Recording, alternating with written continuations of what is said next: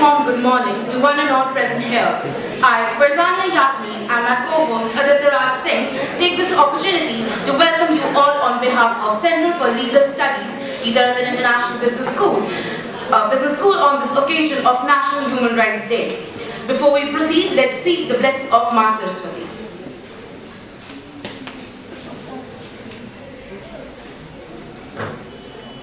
May I request the chief guest, Shri Dr. T.R. Naval, Dr. Satinder Gautam, Shri Avinash Sharma, and Anumeha Mishra ma'am, Vice Chairman Sir, Shri Anil Sir, PM Johari Sir, to proceed for the traditional lamp lighting ceremony.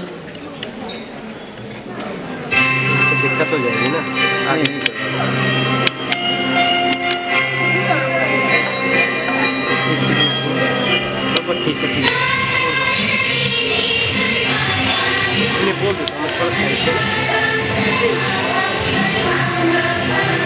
बता देना यार side से बोल देना उन्हें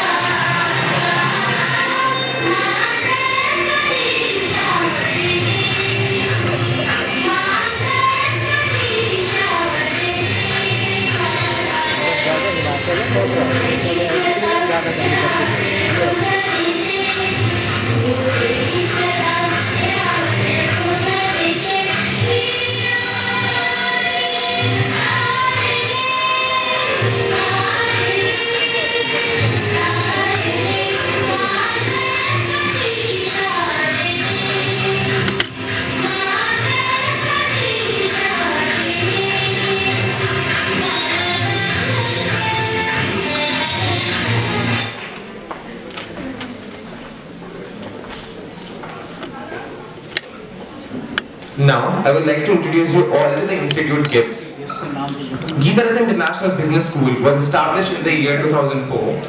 GIBS is affiliated to Guru Gobind Singh Indraprasth University, Delhi, and is approved by All India Council for Technical Education, Ministry of HRD, Government of India for its management courses, and Bar Council of India for its law courses.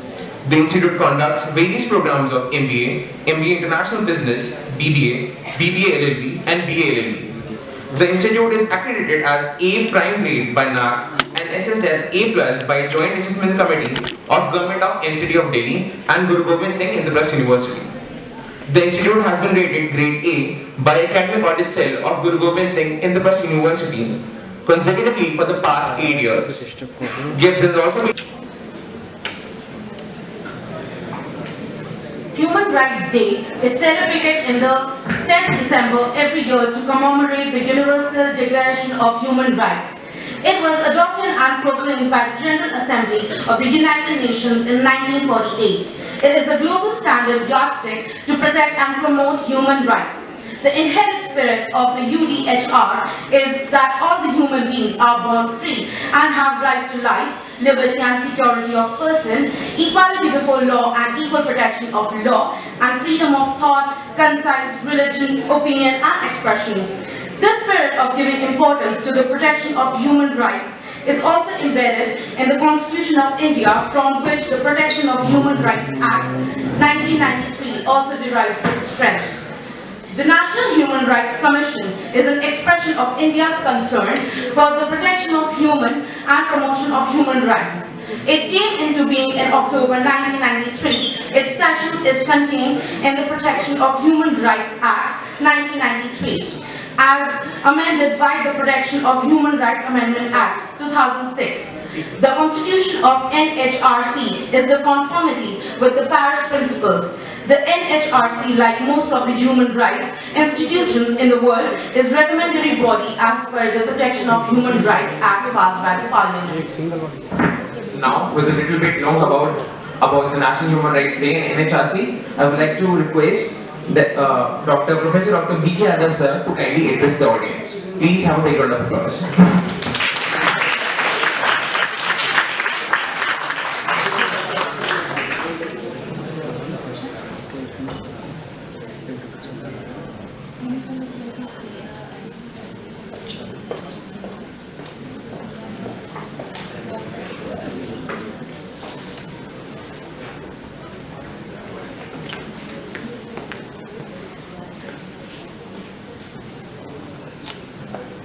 Good morning, everyone. Our respected R.N. Jindal sir, Chairman, Anirudh Jindal sir, Vice Chairman, Dr. P.M. Jodi sir, Director, and our respected guest, Dr. T.R. Naval, Dr. Satinder Gautam sir, Dr. Anumeha Mishra, and Advocate Avinash Sharma ji. And the coordinator of this program, Dr. Kalpana, Sanjay sir, and Dr. Sonia, and other faculty members. It's my pleasure that I'm getting this opportunity to give welcome speech in this program. You all know that Human Rights Day is very important in your life. Everybody knows that 10 December 1948, UDHR has been passed and 30 articles are there and 30 rights we have first time provided for our betterment. The Article 1 says that there should be equality among all the people. There should not be any discrimination, Article 2 says.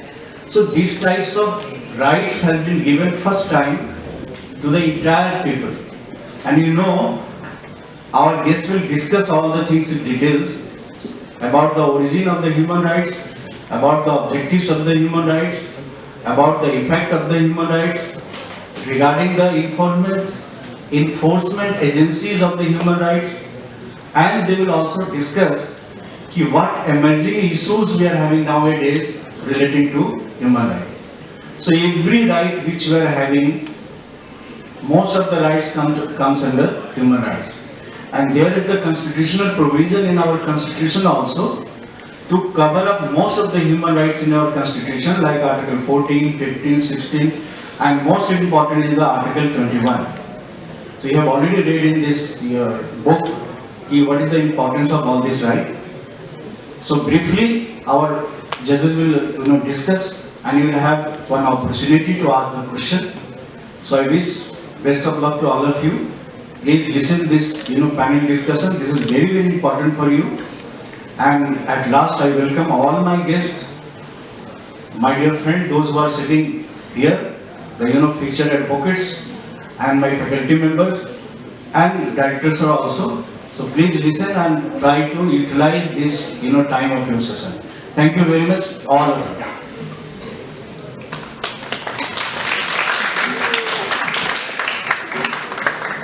Thank you very much, sir. With this, before taking the session forward, let's officially welcome our guests. I would like to request all the panelists to please make their auspicious presence on the stage.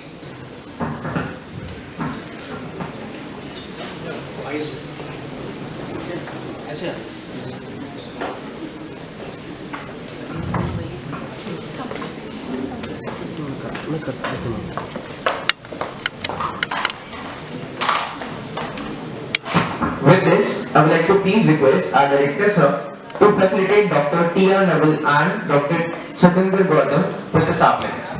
Everyone, a big round of applause.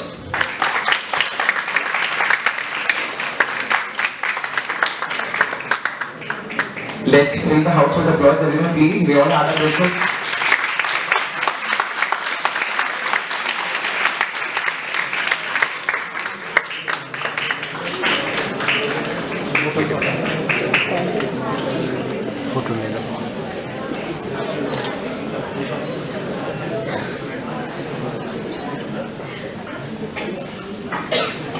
Now, we're facilitating Advocate Avinash Sharma and Dr. Anumeha Mishra. Everyone, again, with a big round of applause, please.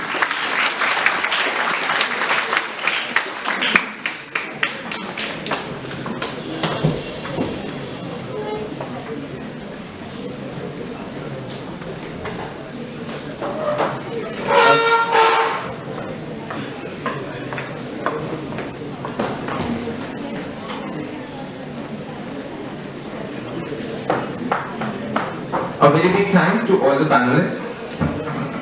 Now, let me introduce you to our guests. On behalf of Geeta International Business School, I would like to extend a very warm welcome to our esteemed panelist, Dr. T.R. Naval, retired justice. Sir completed his education up to LLB from Saharanpur, LLM and PhD in law from Faculty of Law, Delhi University. He has been awarded various medals and certificates by Faculty of Law, Delhi University. Initially, he joined services as LCA in Lok Sabha Secretary, PHA, New Delhi in December 1983 and served there up to July 1985. Later on, he was selected as Delhi Judicial Services in the year 1984 and joined Delhi Judicial Services in July 1985. He acted as Sub-Judge, Metropolitan Magistrate, Presiding Officer, Labour Court and Additional Rent Controller. He was promoted in Delhi High Judicial Services in the year 2000 and served as Additional Chief Metropolitan Magistrate, Additional Sessions Judge, Presiding Officer, Motor Accident Claims Tribunal. We welcome you, sir, and everyone please welcome him with a big round of applause.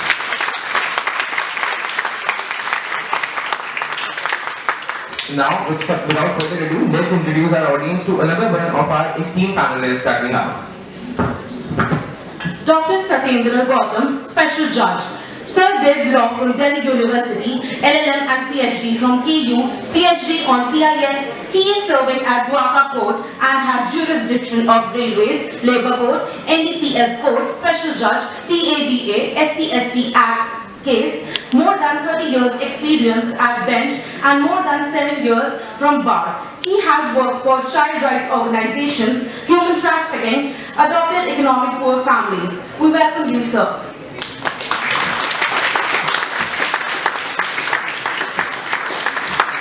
Now we are going to introduce another one of our panelists to the audience.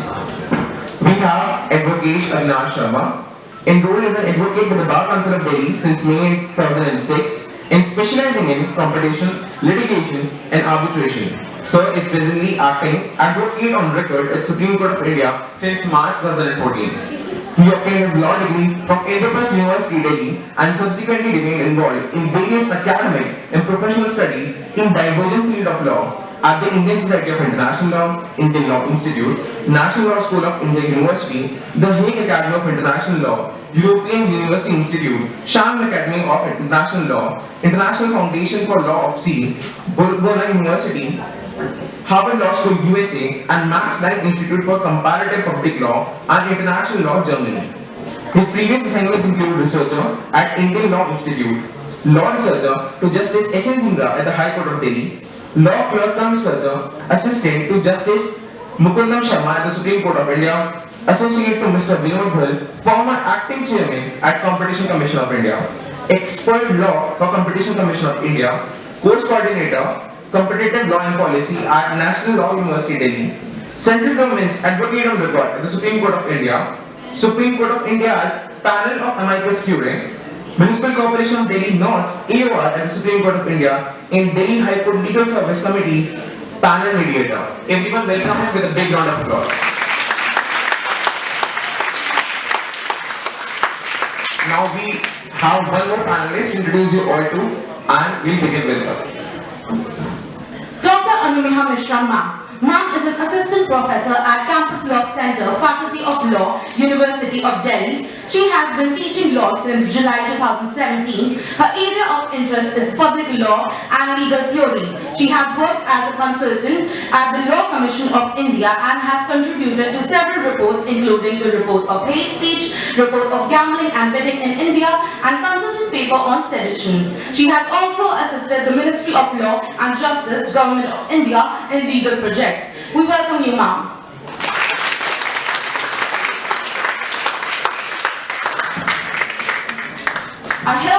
I hereby now take the opportunity to kindly request our chief guest, Dr. Satinder Gautam Singh, Special Judge, to share a few words.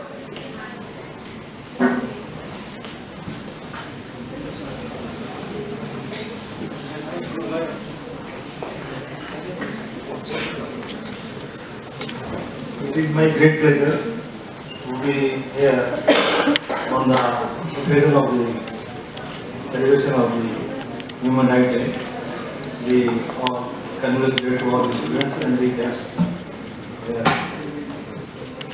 When the human rights are concerned, we must know the human duties also side by side. Everybody claiming their rights, why we forget our duties vis-a-vis The duty is part of the rights of the human. It is not only to the human creatures, whosoever is living being. We have been born by duties. By way of its expensive interpretation, has not put within the broad framework of Part 3 of the Constitution. Whatever right you can think about, there are barring few things which we have not subscribed. For example, one of the human rights which you can think about is, if you look at international literature, you will find that the right of self-determination.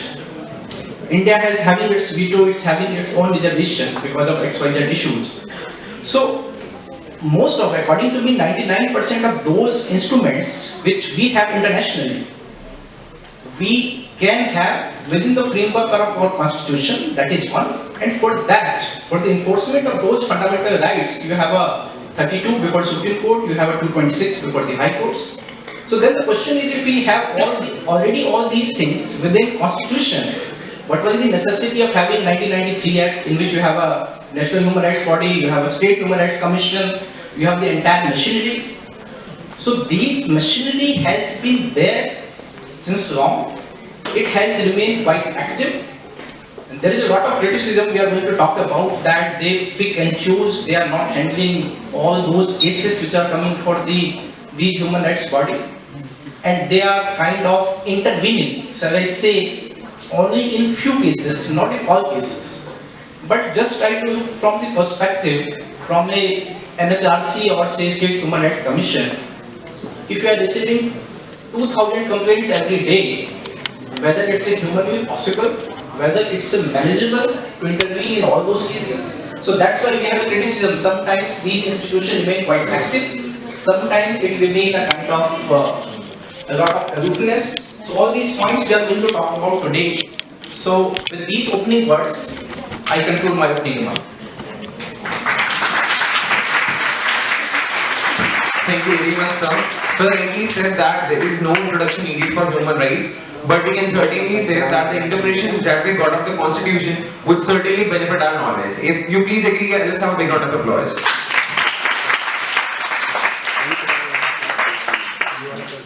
I hereby now take the opportunity to kindly request our chief guest, Dr. Anumeha Mishra ma'am, to share a few words of wisdom. Thank you. First of all, I would like to thank Dr. Johari and Dr. Yadav for inviting me on this very important day and allowing me an opportunity to interact with this wonderful group that is present here. So I will just, it is I think a drawback of being an academician that we tend to theorize everything, and the faculty members sitting here must be understanding what that means. So two very important points were raised by Dr. Gautam and Mr. Sharma. And I will just try to provide the theoretical foundation behind those 2 points. So, Dr. Gautam made a very interesting observation about the need to emphasize also on human duties along with human rights. This concept of interlinking human rights and human duties has been something which has been a part of non-Western culture for a very long period of time. And for this, I would like to bring your attention to Universal Declaration of Human Rights. So we all know that Universal Declaration of Human Rights was adopted in 1948 and it became one of the founding documents in the context of human rights. What we don't know generally, because we don't go and research in those aspects, that during the time of preparing Universal Declaration of Human Rights, there was a lot of conflict between certain countries, and that conflict got reflected in UDHR as well. So the primary conflict, which can also be contextualized in the context of the world politics, was the conflict between capitalism and socialism. So there was this entire bloc that was promoting the concept of individual-centric rights, and then there was a bloc that was promoting the concept of community-centric rights. If we look at what does it mean, very simply, and I'll give you an example of that civil and political rights are individual-centric rights. The reason being, very simple, that civil and political rights are rights which are a guarantee against the state and protect, and is basically casting an obligation on the state to not interfere. On the other hand, economic, social and cultural rights are those rights which actually cast a positive obligation on the state to create resources so that rights can be protected. Now, this distinction also gets reflected in our constitution in the form of part 3 of the constitution and part 4 of the constitution. So part 3 predominantly is civil and political because it is talking about primarily individual liberty rights and individual equality rights. So you can make an argument saying that the primary obligation cast in the context of part 3 is protecting the state from intervening, okay, or preventing the state from intervening. No specific obligation is cast on the state in respect of many of the rights to create resources and mobilize resources. In the context of part 4, you have economic, social and cultural rights, a large chunk of it is, which is basically casting an obligation on the state to create resources to mobilize it. So for example, I think Dr. Sharma was referring to Article 39A regarding access to justice or right to education or right to equal pay, all these rights which are a part of part 4 of the constitution. So for the longest period of time actually, we had this hierarchy which we had created between part 3 and part 4, saying that part 3, because it is enforceable, and this we all of us know, in the text of the constitution there is enforceability, and part 4 is non-enforceable, we make this distinction that somehow part 3 has a primacy over part 4 rights. But if you look at it, with the change in understanding of human rights, we started realizing that both these rights are civil and political and economic, social and cultural, complementary and supplementary to each other. So despite the fact that UDHR, which was a liberal document, and by liberal document I imply that it focused on individual rights, we saw over a period of time a change happening, and in the further course of discussion we will see how that change happened. And today we are in a situation where not just in India but across the globe we are also discussing the importance of incorporating responsibilities, individual responsibilities as a part of human rights discourse.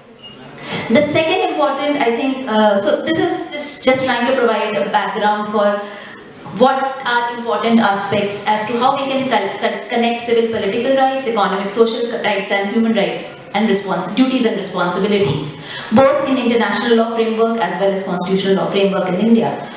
I think the second important point which was said by Mr. Sharma was with regard to the concept of looking at rights and expanding the ambit of part 3 rights.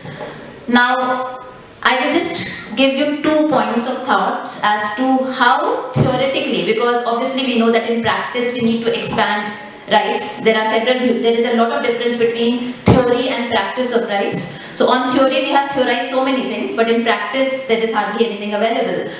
So we might say there is right to equality, but all of us know that we do not live in an egalitarian society. We might make an argument that liberty rights are constitutionally guaranteed, but we know how many hurdles and obstacles there are to liberty rights. So, and my belief always have been that we need to be theoretically sound before we can convert something into practice. If our theory is problematic, it will never get reflected in good practices. So I will just give you 2 points of thought as to how we can strengthen the theoretical premise, at least under part 3 of the Constitution, in order to enlarge and expand the scope of fundamental rights. All of us know that that has been done. It's just a question of how we do that.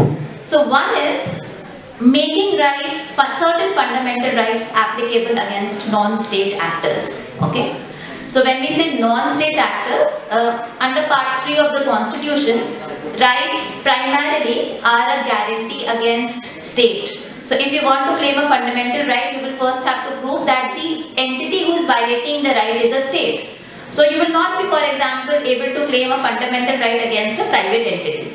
You cannot go to the court and file a writ petition under Article 32 saying that this individual or this private enterprise is violating my fundamental rights. Okay. Now there is a lot of discussion happening in the human rights discourse which is making an argument that certain non-state actors, not all, must be subjected to the same set of obligations as the state. So recently we can make an example, for example, can Twitter be subjected to fundamental right obligation? in situations where your free speech is being violated, where undue censorship is happening. Okay, so this is just an example of how you can expand theoretically the scope of fundamental rights.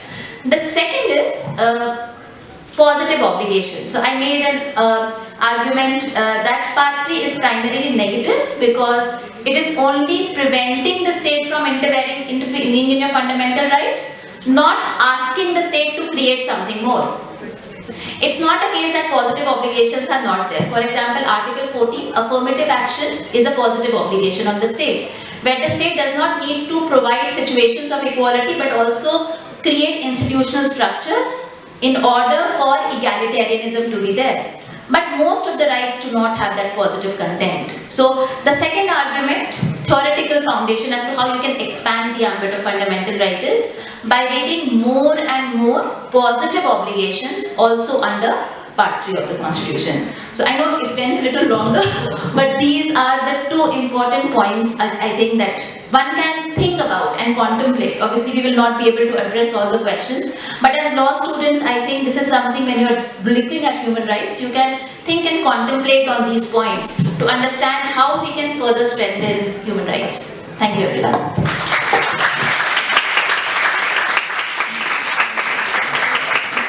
Thank you so very much, ma'am, for these wise words. Now we shall have the opportunity to kindly have the words of our chief guest, Dr. T.R. Naval now. Everyone with a big round of applause. Namaskar to all.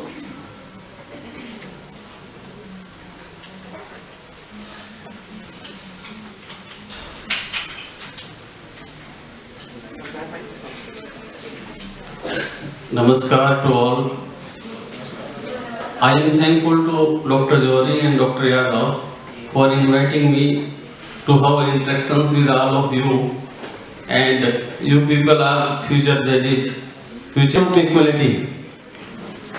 Everyone has right not to be discriminated on the basis of religion, race, sex, place of birth, etc.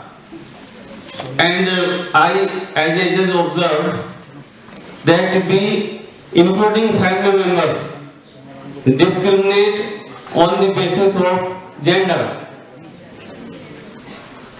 Although in law, girls and boys have equal right to inherit property from their ancestors, but I have seen that girls are influenced to relinquish their rights in favor of their brothers. I have recorded so many statements. So I expect all of you are brothers here that you will not undue influence your sisters to relinquish their rights in your favor. This, I hope, will you agree? Boys, are you agree that you will not discriminate on the basis of sex? No, sir.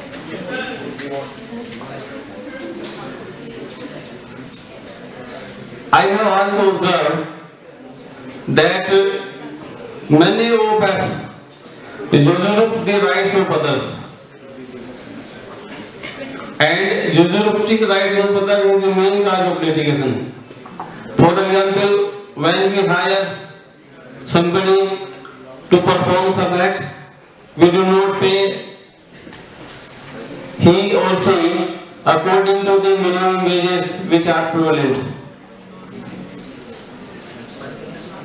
So, there are violations of human rights because if a person has performed his or her duties, he or she has the right to get salary according to his or her work performed by he or she. I turn towards the court. It is fundamental principles as mentioned in the Declaration of Universal Declaration of Human Rights that everyone should be presumed innocent. until he or she is proved guilty, giving them fair opportunity to defend herself or himself before the court of law.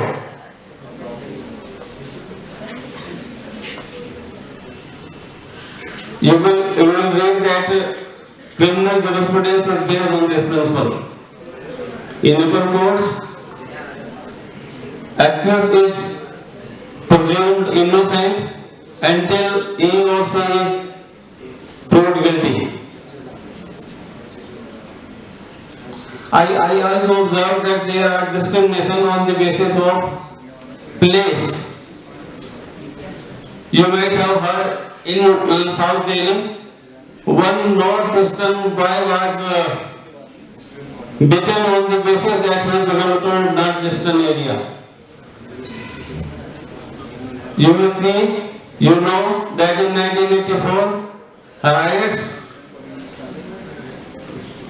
unfortunate event was happened, and so many of our brothers were killed on the basis of religion, hate, bias.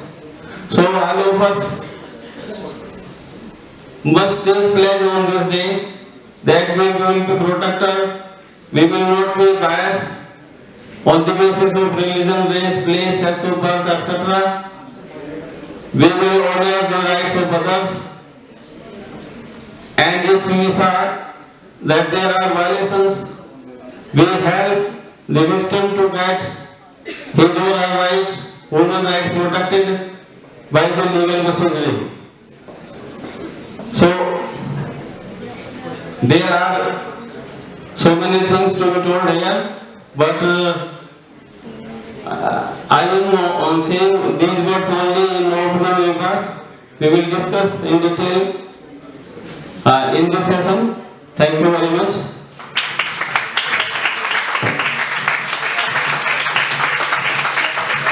Thank you, Avinash sir, for your very wise words. Now the much awaited question and answer session for the audience.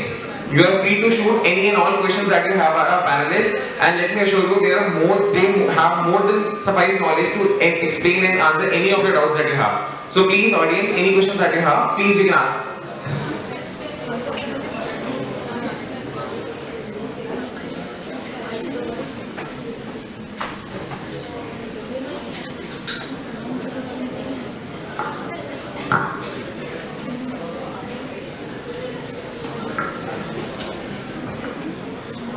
Hello.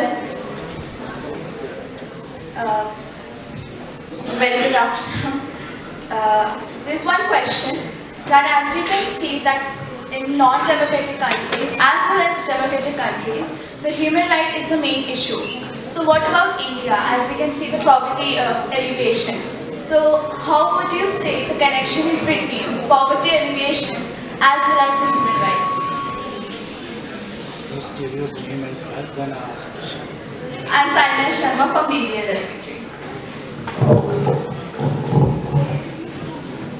In fact, poverty is the main cause of violation of human rights. If a person is economically well off, nobody dares to violate his or her fundamental rights or human rights. So, I agree with you that poverty is main hurdle in getting human rights, and government, you know that a large number of citizens in India are suffering from poverty. They are not able to get wages to sustain their life in dignified manner. You have seen that, for example, if according to law, minimum wages of a person is non-skilled is about 10,000 or 12,000, which variable after 6 months. And in 10 to 15, suppose he or she earned 15,000, within 15,000 he has to arrange food for himself, his family, clothes, education, health, shelter, and if you think that it is not humanly possible. So, due to this reason, he or she is not able to get education, he or she is not able to get health protections, and there is malnutrition in the children. So, in many ways, human rights are affected due to poverty. And poverty, it can be overcome by the government. One person cannot himself evaluate because natural resources have been monopolized by few persons, and very less is given to the poor persons. Even they are not able to get the minimum wage according to law. So there is exploitation. And I agree with you that poverty is main hurdle in getting human rights, and the government has to do something in that. So sir, thank you so much for this answer. So sir, as a student, is there any responsibility which we can be provided with to help with the poverty alleviation in our country, as well as the lack of education, which is a basic right, which is a basic human right? So is there anything which Students have great role to play.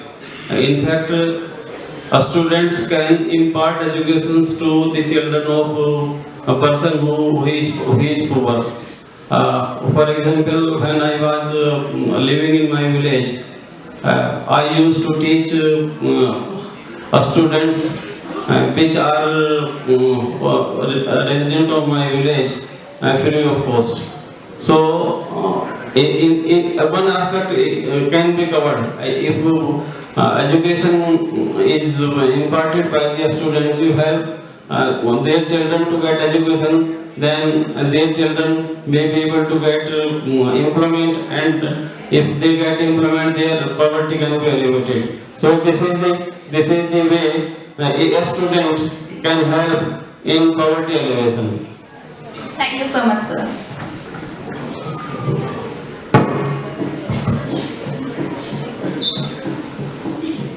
Hello.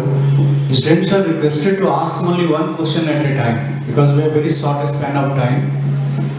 So each student will get, opportunity to ask question. And you will tell about yourself. My name is this. I am studying in this semester, and then you will ask the question. And this last row, please maintain discipline. I will not repeat this sentence again.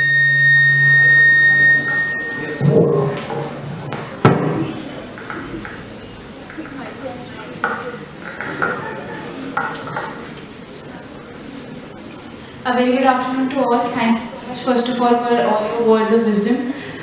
Sir, it is a sort of an opinion-based question. Introduce yourself. Sorry, sir. So, my name is Manisha, and I'm in BLLB, third year. So, my question was कि so जो human rights होते हैं, like all the human rights which have been given in the constitution to us, more of them are like prone to threats. So what according to you are those rights which are more prone towards the threats, or which can be a problem in a long run, sort of that?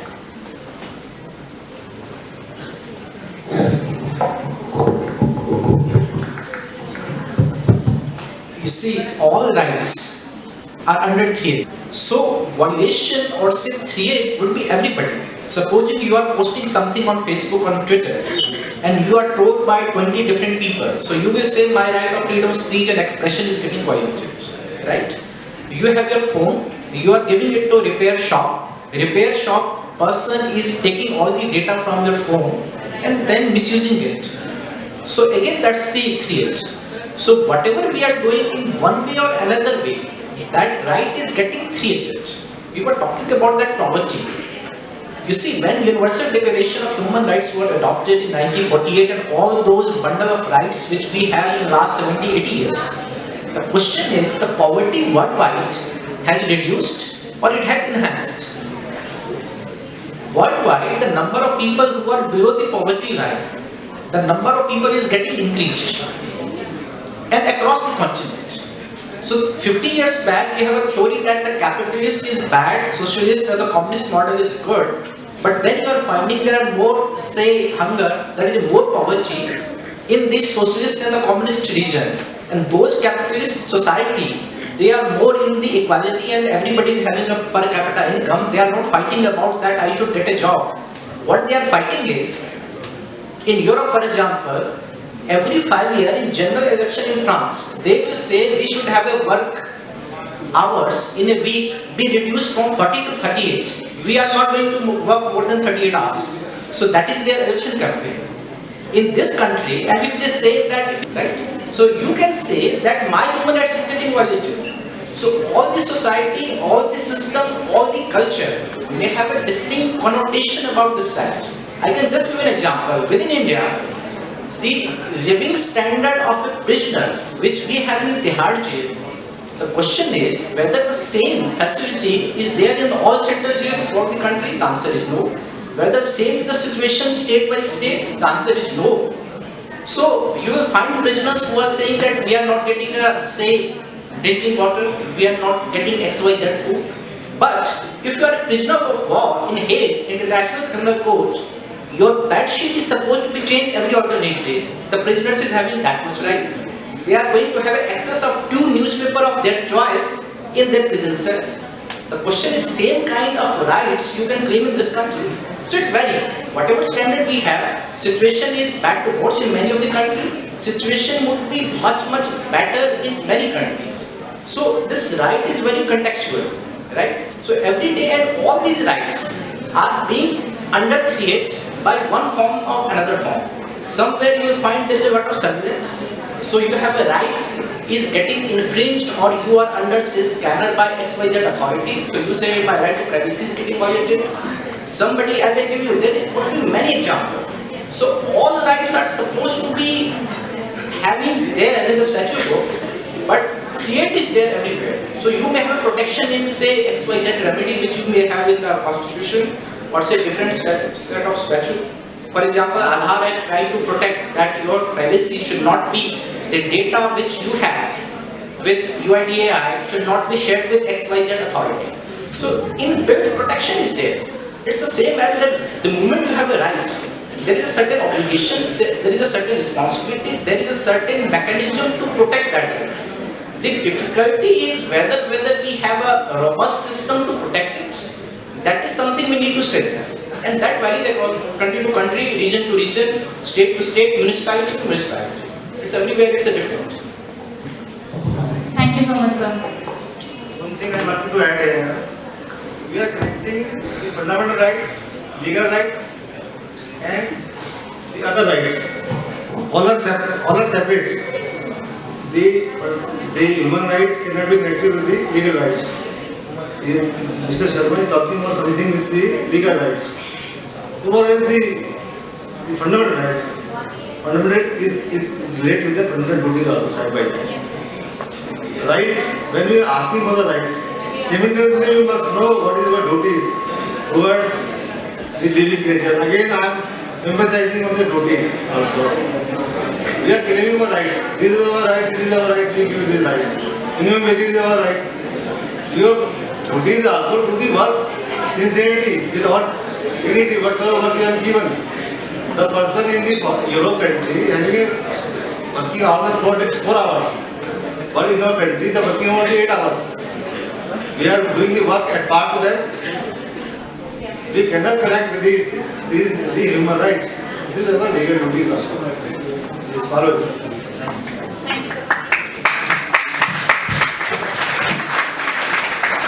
Guys, even though Sir said that 90% of the internships are not paid, yet this is not any point to be in any hesitation. We can still ask and shoot the questions that we have towards our panelists. Right? Next question we have.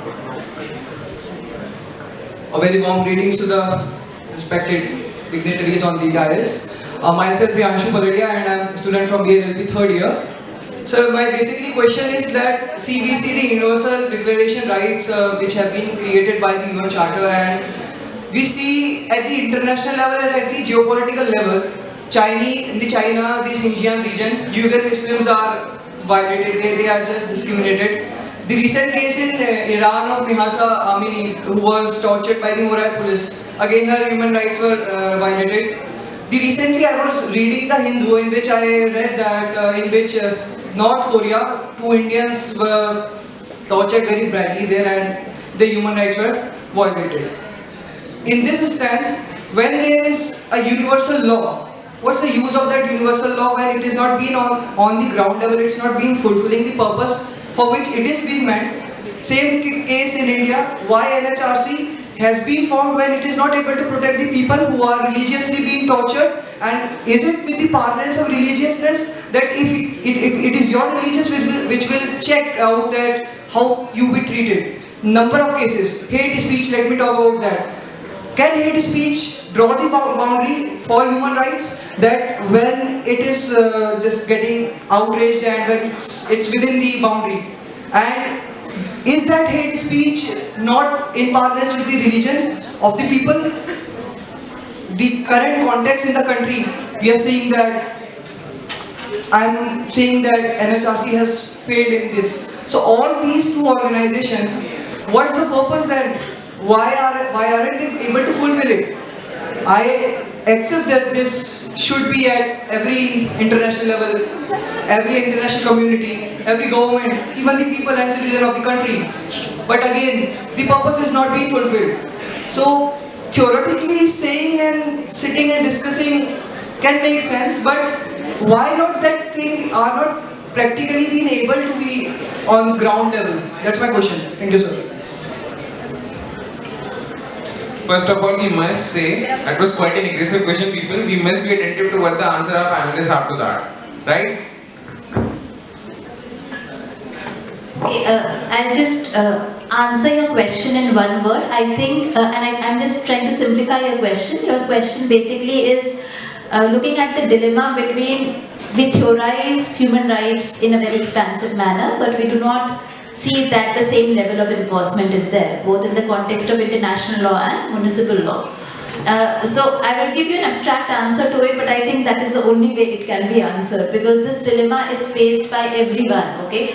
Especially in the context of law also, we often question that why do we have so many laws when we see that law is actually not being followed. So I'll answer your question in 2 parts. One is that we generally, when we are talking about human rights here, we are talking about human rights institutions, okay? So institutional human right, institutionalizing human rights. We can institutionalize human rights through laws. We can institutionalize human rights through creation of institutions like NHRC, or for that matter, so many human rights international bodies which have been created, okay? Now, institutional human rights obviously will have certain limitations. The limitation being that they cannot bring about a sudden transformation in the society. Now, you need to understand that when we are talking about human rights are aspirational. They do not reflect the practical reality, and that can be said for the Constitution itself. When we say Constitution is aspirational, we have to live up to the Constitution. Constitution will not come down to us, okay?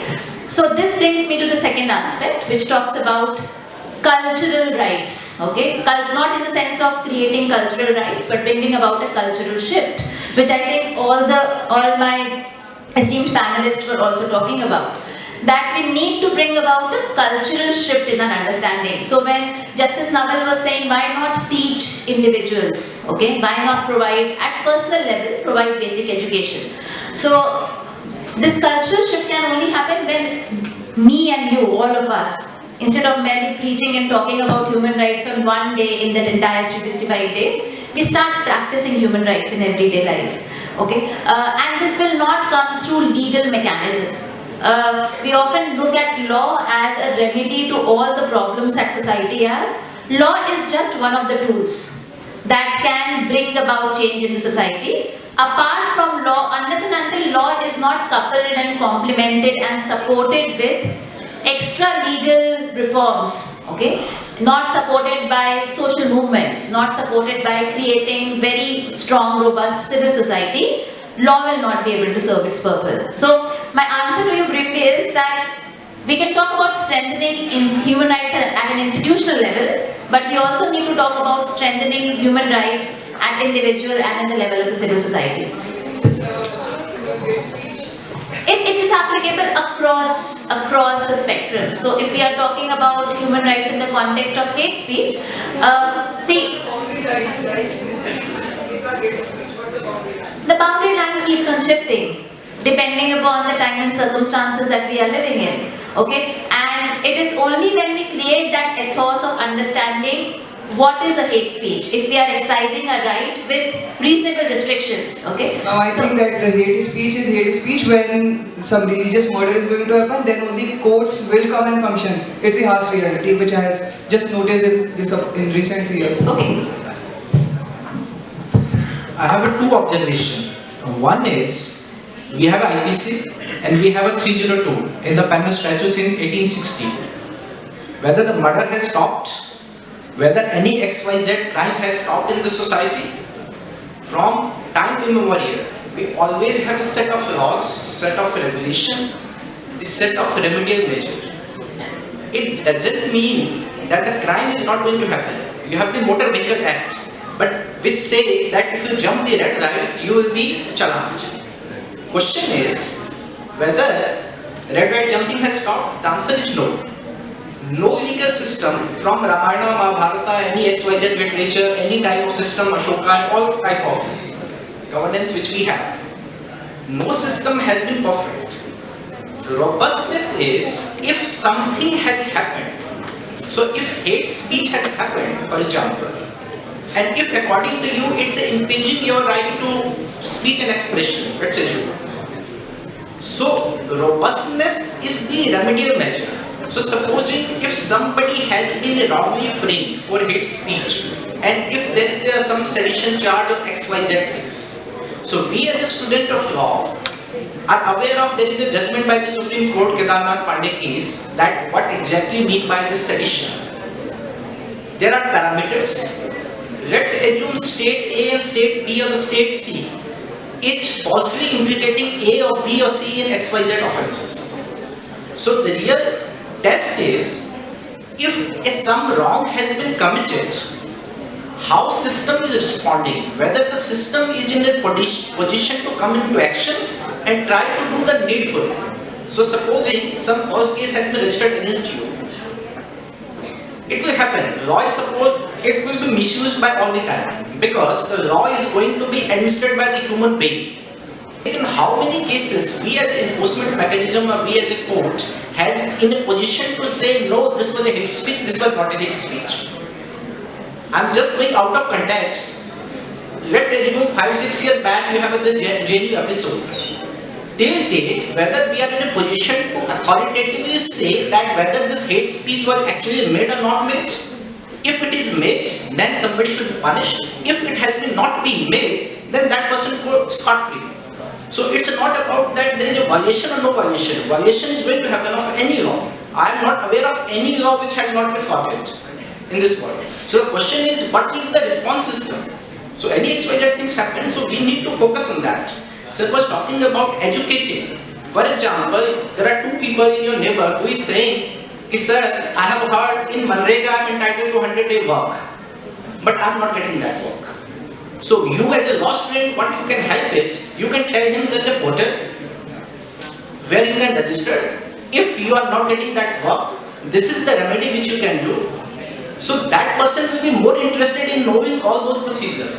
But if you tell him that I am going to teach you law, he will say कि पता नहीं क्या कह रहे हैं, मेरे समझ में नहीं आ रहा. पढ़ना होगा तो हम स्कूल में पढ़ते हैं. So the people which we are interacting in the society on the day-to-day basis, we need to find solution to their problem.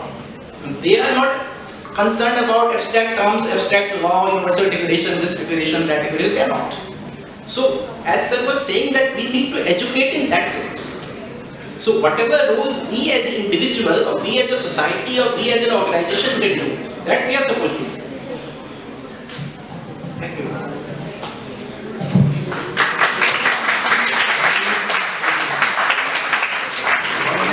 to add here, speech and hate speech.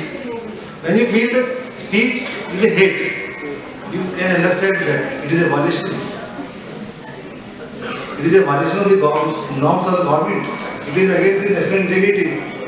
If anyone speak against the integrity of the country, then it is a cardiac hate speech. He will be inviting the legal action against him. This is a matter of interpretation. Who will interpret this law? When person presumed to be covered under hate speech, he will be a penal action. The code of law is meant for it. That we in our country is a democratic country. Rule of law is still prevailing. The tax code has given interpretations of it. Persons who given a hate speech will be charged and they will be tried by the court and by the court of law. Some of them were acquitted or have not been punished. It is a matter of interpretation. So what is the religious, you said about the religious. Religion, you can't be way in your own way. You can't have a liberty to curtail the law of land. There is a norm for it. There is a reasonable restriction for it. There is a theory of check and balance. The constitutional law, the human right doesn't say you go and say anything. You can convert any law. You can force anyone to convert a law. You can be given some kind of things to allow him to convert his religion. It's not the way. Okay, thanks.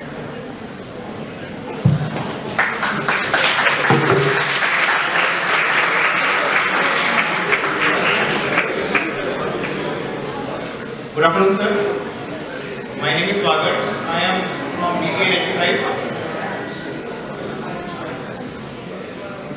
The violation of human rights can be seen in every part of the world. If you take example of Afghanistan, the human rights violation there are on the next level. From hanging a journalist on the helicopter to killing a woman with pelting a stone. My question is that we can do anything to protect the rights of the people there or in like that situation. What can we do as an international community to stop violation of human rights? Thank you.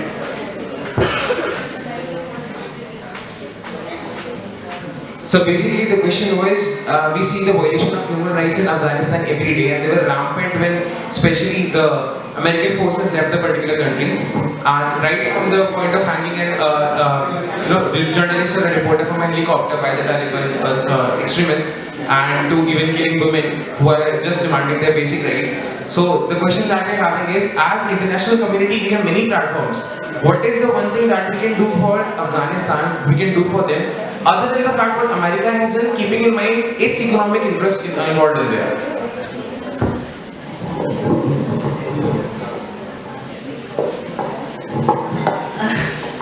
Okay, I think, when you are citing these instances of human rights violation, you might find that certain human rights violations are graver in your understanding and some are minor, but all of them are human rights violations. So it's not a case of Afghanistan or North Korea or Iran or India. It's a case that human rights violations happen across the globe. Okay, some might come into limelight, some might not come into limelight. Some might be very grave, like depriving an individual of their life completely. Some might be even minor, like practicing discrimination in our everyday conduct against individuals of specific gender or caste, and you will find that all of us are guilty of, in one manner or the other, of committing human rights violation in our personal spaces. So even if we do not do it involuntarily, because it is so much conditioned into us, we end up discriminating on the basis of gender, religion, race, caste, etc. So now, answering your question, what can we do? So I think all of us, when we were responding to the previous question, it's not that human rights violation would not happen, and that's what Mr. Sharma was also saying. Human rights violation are bound to happen. Humans are not flawless, therefore there are violations that are bound to happen. It's about creating a proper and more robust response mechanism, if I'm borrowing Mr. Sharma's word. We have to create that response mechanism. And that response mechanism can happen at institutional level as well as cultural level. So don't think that human rights violation violation are only happening in XYZ country. Human rights violation are happening every day daily in your life. And sometimes all of us are also responsible for those human rights violations. So we need to bring about a change in our personal spaces, as well as law students. I think we have that ability to enter into the human rights discourse and contribute towards, in our whichever profession that we choose, towards creating a better response mechanism. And this is applicable both to specific instances like Afghanistan that you quoted, and in the previous question Iran or North Korea that was quoted, and to generic situations and generic violations of human rights. Just to add one line, as a law student, we all are law students. So I said in the opening remark, it's a universal violation. What perhaps we can do is, in whatever sphere, whatever position or whatever forum which we are in, so job of a law student or lawyer or anybody dealing with law is to connect this society to the system. So why you are going to Afghanistan or say Pakistan, I will give you an example. Last year, one person hands were chopped off at the border, at Delhi border. It was in right, all videos and everything. Don't you think that person who has died because of that, that person, that family needs to be rehabilitated, XYZ compensation to be given, those who has committed wrong, that should be punished, right? So the politician or XYZ stakeholders will have their own agenda or their own kind of scheme of things. So we as a lawyer, we as a student of law, we are supposed to uphold the law. What we can do to provide access to justice to that person could be XYZ victim. Or if you are saying the Pakistan or Afghanistan issue, supposing you are working in XYZ firm, say Brussels or London or say New York or say in Strasbourg, and if somebody is approaching you, that's something which could be done. So you can file a petition in European Court of Human Rights, there is a provision of going to ICC, there are so many different forums. So we as a student, what we can do, it's the same as your neighbor is coming to you saying that, sir, this wrong has been committed, I am getting harassed in this manner, so please tell me what I can do. So forget about, they are not bothered about whether it's being covered under the NHRC Act, they are being covered under the, say, CRPC, they are covered under workmen compensation or whatever law it is. So our job is somehow to connect, tell that person that you are entitled to these things. And if you can help out, instead of making 20 different tweets of something bad which has happened, if we can something positively contribute to that person to achieve something, I think that will be the biggest job. You see, response would be institutional level, response would be government level, response would be from the court, response would be from the prosecuting agency. But something which we can do, we as a human being, because human rights is of the human. I told you it's irrespective of XYZ system which we have. So if something we can do as a human being, we must try to do it. That's my only suggestion.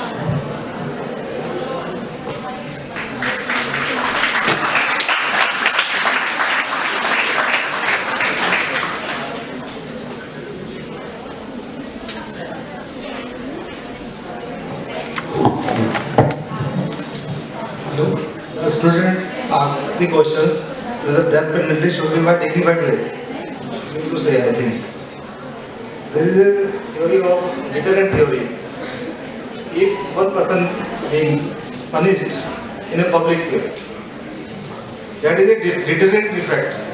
A person, the lady was hanged from the aeroplane or a death sentence. It is a deterrent to the all public. They should not be committed similar offence in a Islamic country like Arab, Dubai वगैरह. वहाँ पे अभी भी वही जहांगीर का न्याय चल रहा है. Eyes to eyes, hand to hand, कोई थेफ्ट करता है, किसी दूसरी लेडी के साथ आता है, लेडी को बुर्का नहीं पहनी, तो उसके लिए पनिशमेंट है. लेडी कोई भी जाएगी बाहर निकल के अपने हस्बैंड के साथ जाएगी, किसी और के साथ जा सकती. तो वहाँ कितना ह्यूमन राइट वायलेशन हो रहा है. Question is how will we safeguard it? How will we protect this human right in international way? Is there any form? Is there any device for us? Right? Which possibly talks about all human rights which you can think about. But just look at what is happening in Ukraine. You have Russia is also part of European Convention of Human Rights. Ukraine is also part of European Convention of Human Rights, right? So law is not a guarantee that it's not going to be used, misused, abused, or say short circuit. The point is, if you say in terms of revision, we are taking a one view that something which is supposed to be done by the legislature, internationally say UN General Assembly or Security Council or say Indian Parliament or the State Assembly, whatever. So enactment is one issue. Most of the time we don't have a problem in enactment. Most of the time we have a problem in terms of enforcement, time taken in terms of enforcement and the adjudication. So take any law. For example, you have Article 21 since 1950. The interpretation given to Article 21 in A.K. Gopalan by Supreme Court, that definition, that interpretation was considered narrow and narrow and narrow. The same Article 21 was there when you have ADM Jabalpur case during emergency, and the Supreme Court said this right has got suspended with one dissenting by Justice Khanna in ADM Jabalpur. Same Article 21 is there in our constitution even today. The word has not changed. The way it's being interpreted, the way we have expensive interpretation in the last 20 years, 30 years, 40 years, and I'm just giving you an example. Same European Court of say Human Rights has interpreted all those human rights provisions since the last 60, 70 years. So, legislature has one job, and Dr. As Ambedkar said that you have a law. Ultimately, it's the people who are administering that law that is having the most onerous job. The same law can be, as I said, misused, used, abused, whatever you want to do it. So, review is one. You see, there could be a few things which Law Commission is looking into, which Parliamentary Standing Committee is going to look into, which is something before the, say, Cabinet. There could be different things. But we just have to move ahead of that law. We have to find out the law is there in black and white, right? It's going to be administered. The real problem is in terms of its enforcement, which is something we have to be taken care of. At the moment, if you go to any media channel, you will find all these, this has happened, this has happened, this has happened. But nobody actually bothered about what subsequently happened in that particular case. The G with which we are discussing these things in the social media and everything on the TV, we never try to reach to its conclusion. We are somewhere stuck कि ये हो जाना चाहिए, वो हो जाना चाहिए, ऐसे क्यों हो गया, वैसे क्यों हो गया. If it has happened, so what next? Something needs to be done. So we have to more focus about in terms of enforcement. Thank you so much, ma'am. So my last question of this round I have for myself is, it's regarding the normal criminal practice. So we have ordinary penal law, that is the Indian Penal Code, and we have UAPA, the Unlawful Activities Prevention Act. Recently it was in climate after the University of 2611 attacks in Mumbai. So, sir, my question is, what is the line that we draw between prevention of somebody violating someone's human rights and then we trying to stop that? So, we saw that in 2611 attacks, there were terrorists who rammed into the railway stations and in the hotels and in the hospitals and just opened fire at a number of people. Then we have made such laws so as to prevent that from happening. We have made UAPA and we have made a term terrorist that even individuals can be included in that. So don't you think that in itself can be a violation of human rights, because some acts can be covered in ordinary penal law. Then in UAPA we have no provision of bail, we have extended custody time. That is my question, sir. What is the line we can draw between preventing the violation of someone's right and then actually saving or actually having a safeguard of someone's human rights? Thank you. In fact, your question is based. Your question is based on Article 21 and 22, Constitution of India.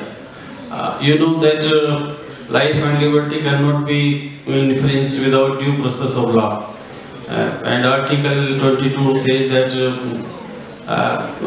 nobody can be held in prevention without due process of law.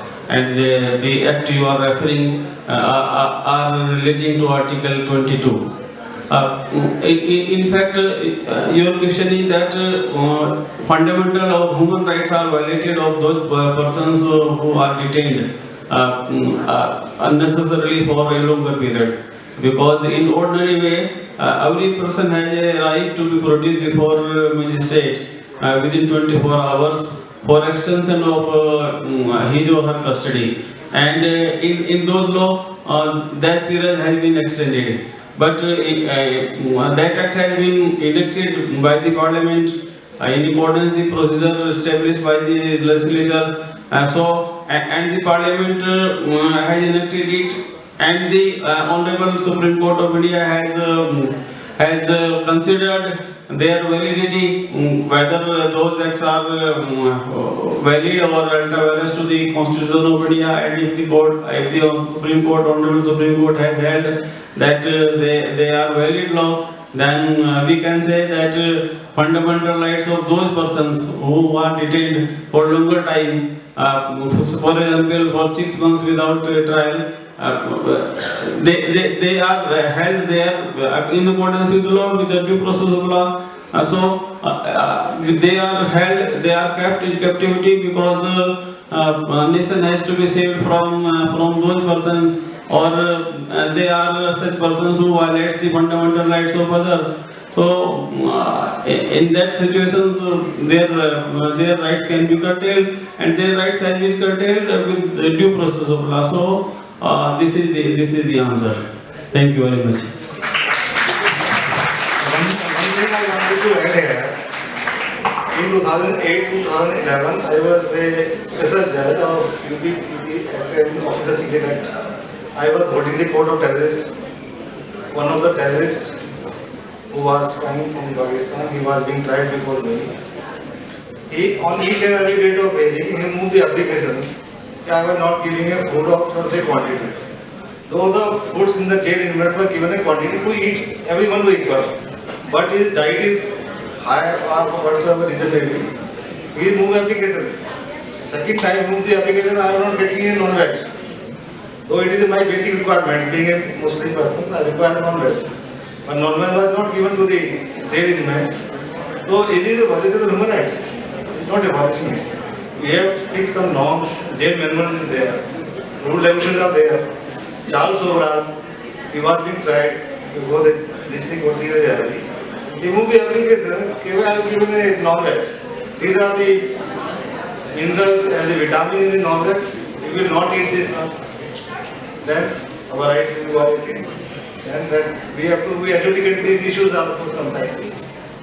So we, as a human rights, is infinite.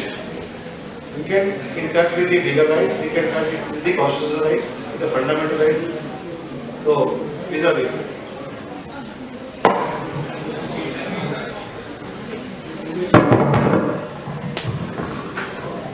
Just to add Sir's point, and both have extensive throughout life experience. So, in Kasab case, if you look at it, a lot of commentators, everybody said it's open and shut case.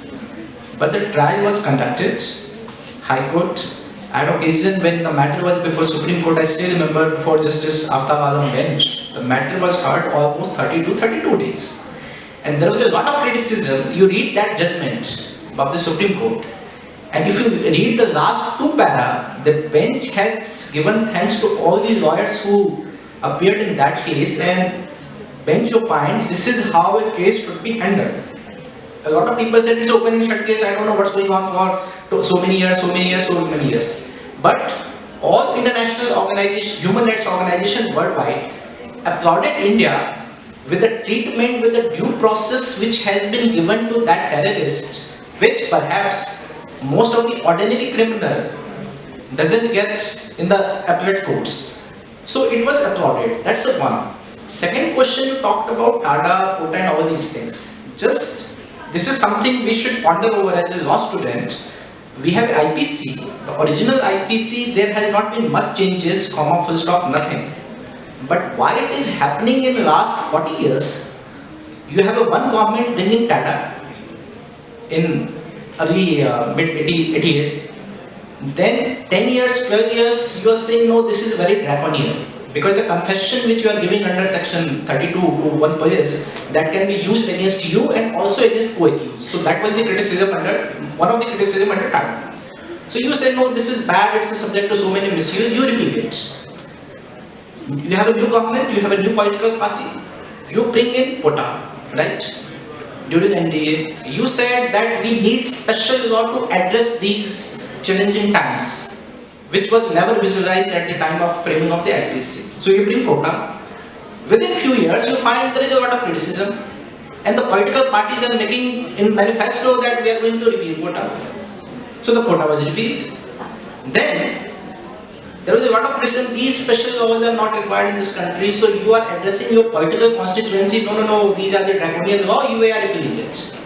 But after repealing quota, what you do? All those draconian provision was brought in UAPA. So you just look at those amendments which was made in UAPA, right? So those amendments are brought. So broadly speaking, you need these special laws. The very fact that in last 40 years you have these laws in one avatar or another avatar, that's one issue. But you need it. But then criminal law was something seen as it should be politically neutral. It should not be that one political ideology is saying something, another is saying we are going to bring in, another is saying we are going to repeal in, that government is coming back, they are bringing in. So that is something we have to see, that why it's all these tweaks are being made in last 30 years. One law, another law, third law, you are repealing it, you are doing the backdoor entry of those things. So this we need to think. You see, this special provision is required to be. That's why the framer of the constitution way back in 1950, they visualized Article 20, they visualized 22. All those preventive detention and all those constitutional framework is there. So these things were there in their mind. Most of the time the criticism is because of the politics involved against all these things. So this is something we need to must ponder.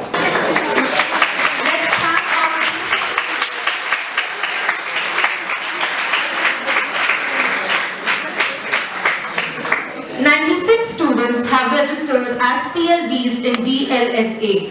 GIBS is conducting various visits to institutions like Romini Court, Patiala House Court, Tees Hazari Court and several jail visits like Romini Jail and Tihar Jail. We have hard-working members of Legal Aid Cell of GIBS to give the credit to hence it's a proud moment to announce the final list of office bearer Legal Aid Cell. Now I would like to welcome Director Sir, Dr. B.K. Yadav Sir, Dr. Sonia Ma'am on the stage for the post of President. I would like to request Dr. T.R. Naval Sir to facilitate with the badge.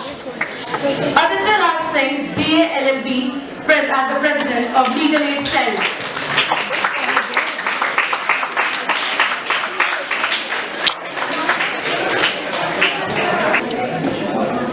I extend my sincere thanks to Naval sir, who was really busy these days, and I disturbed him during his visit to Delhi, and he's such a nice person that he graciously accepted my invitation, and today he is here. And Mr. Satinder Gautam sir, Mr. Avinash Sharma sir, and Madam who have spared their valuable time and graced this occasion. Dear student, I am sincerely thanking you that you very silently conducted and gave your presence in the program, and especially those who are selected, elected and nominated as PLBs,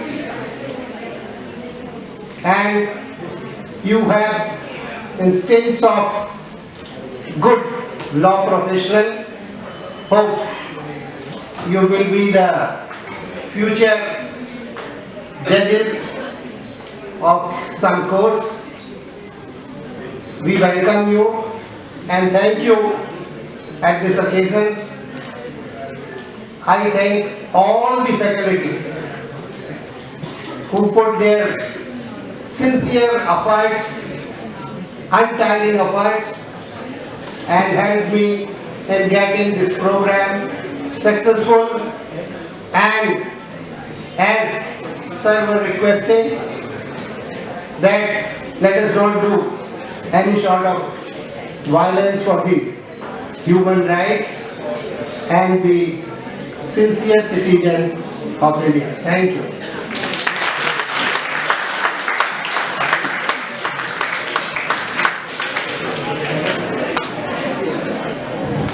Thank you very much, sir. Now we shall all stand up for our national anthem.